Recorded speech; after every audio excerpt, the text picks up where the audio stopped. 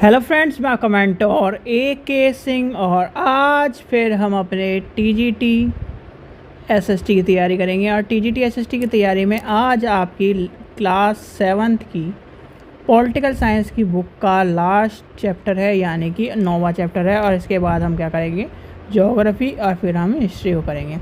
तो चलिए शुरू करते हैं आज की क्लास। और जितने भी स्टूडेंट नए हैं वो पहले क्या करें, चैनल को सब्सक्राइब कर लें, वीडियो को लाइक करें और ज़्यादा से ज़्यादा शेयर करें। तो चलिए हम देखते हैं आज अपना 9वां चैप्टर, यानी कि हमने 6th क्लास की NCERT कवर कर ली, 7th की अब कवर करने शुरू हैं, फिर आपकी 8th, फिर 9th, फिर 10th तक। यानी कि आपकी जो NCERT है वो आपको कवर हो जाएंगी और NCERT में से आपको बहुत सारी चीज़ें देखने के लिए मिलती हैं। तो चलिए आज का चैप्टर यानी अध्याय 9, और इसमें क्या है, समानता के लिए संघर्ष। अब कहीं ना कहीं समानता के लिए संघर्ष हमारे बहुत सारे एक तरह से समाज ने, वर्ग ने कहीं ना कहीं अपने एक तरह से समानता को पाने के लिए कराया।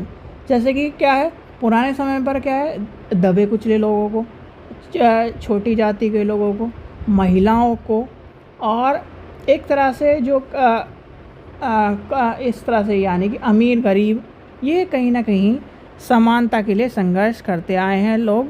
तो यही कहीं ना कहीं आपको इस चैप्टर में बताया गया है। 3-4 चीज़ें इंपॉर्टेंट है जो कहीं ना कहीं आपको पूछी जा सकती है और पूछी जाने की संभावना है। सबसे पहली बात आती है कि हमारे जो भारतीय संविधान है, यानी कि इंडियन कॉन्स्टिट्यूशन है, भारतीय संविधान में तो आपको कौन से आर्टिकल में, यानी कि कौन से आर्टिकल में क्या कहा गया है, समानता की बात कही गई। तो समानता की आर्टिकल है आपका 14 से लेकर 18 तक, यानी कि 14 से लेकर 18 तक क्या है, समानता, यानी कि समानता का अधिकार, समानता का अधिकार। ठीक है, क्या कहा गया है, समानता का अधिकार रखा गया है। और समानता के अधिकारों में क्या कहा गया है, समानता के अधिकारों में सारी चीज़ें आई हैं। जैसे कि एक सबसे इम्पॉर्टेंट आपको माने जाते हैं समानता के अधिकारों में 14, 15, 17, ये तीनों अधिकार कहीं ना कहीं आपके लिए सबसे इम्पॉर्टेंट है। क्योंकि ये क्या है, देखो, कानून के समक्ष समानता सबसे पहली बात आती है। फिर धर्म, मूल, जाति, लिंग, जन्मजात के आधार पर भेदभाव नहीं होने चाहिए।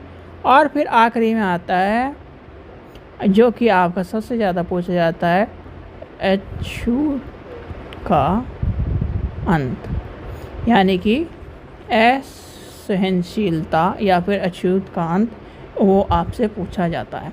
तो कहीं ना कहीं आपको ये तीनों याद कर लेने हैं समानता के बारे में।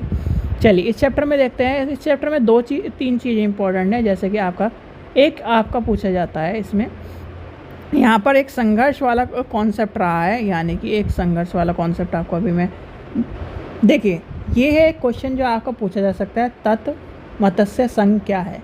तो आपको पता होना चाहिए तत्व मत्स्य संघ क्या है। ये यानी कि इसमें क्या होता है, और इससे पहले आपने अध्याय में पढ़ चुका है इसके बारे में।